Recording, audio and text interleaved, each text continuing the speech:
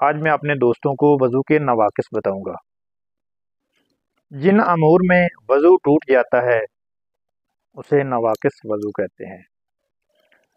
تو مندرجہ ذیل اس میں کافی ساری علامتیں ہیں جن میں وضو ٹوٹ جاتا ہے۔ تو اس میں میں سب سے پہلے آپ کو بتاؤں گا کہ پیشاب یا پخانہ کرنا یا یہاں سے کسی اور چیز کا نکل جانا، اس سے بھی وضو ٹوٹ جاتا ہے۔ اس کے بعد ریح کا خارج ہونا، بدن کے کسی حصے سے خون نکل کر بہہ جانا، منہ بھر کر قے آ جانا۔ یاد رکھیں بلغم آنے سے وضو نہیں ٹوٹتا، منہ بھر کر اگر قے انسان کو آ جاتی ہے تو اس سے وضو ٹوٹ جاتا ہے۔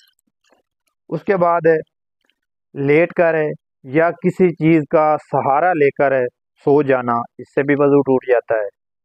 کسی بیماری یا کسی اور وجہ سے بے ہوش ہو جانا، اس سے وضو ٹوٹ جاتا ہے۔ دیوانہ یا پاگل ہو جانا، دوران وضو کہکگا مطلب بہت ہی اونچی آواز میں ہنسنا، اس سے وضو ٹوٹ جاتا ہے۔ اس کے بعد دوران وضو دنیاوی باتیں کرنا مکروہ ہے۔ وضو تو نہیں ٹوٹتا لیکن وضو کی جو روشنائی ہے وہ چلی جاتی ہے، وضو کا جو نور ہے وہ ختم ہو جاتا ہے، تو اس سے بھی گریز کرنا چاہیے۔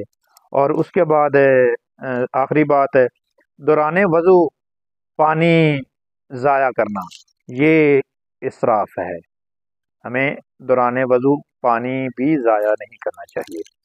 تو یہ تھے آج کا ہمارا ٹاپک تھا وضو کے نواقص، جن امور سے وضو ٹوٹ جاتا ہے۔ اور میں نے دیکھا ہے بہت سارے بھائیوں کو اس کا علم نہیں ہوتا کہ ایسی حالت میں ہم ہوتے ہیں تو وضو ٹوٹ جاتا ہے۔ تو تمام دوست اس ویڈیو کو آگے شیئر کریں تاکہ سارے بھائی سن سکیں، اور سب بھائیوں سے یہ بھی گزارش ہے کہ مزید میری ویڈیوز دیکھنے کے لیے میرا یوٹیوب چینل سبسکرائب کریں اور بیل آئیکن کو لازمی کلک کریں، اور انشاءاللہ میں نیکسٹ بھی ایک اچھی ویڈیو کے ساتھ، ایک اچھے ٹاپک کے ساتھ اپنے بھائیوں سے ملتا رہوں گا۔ اللہ حافظ۔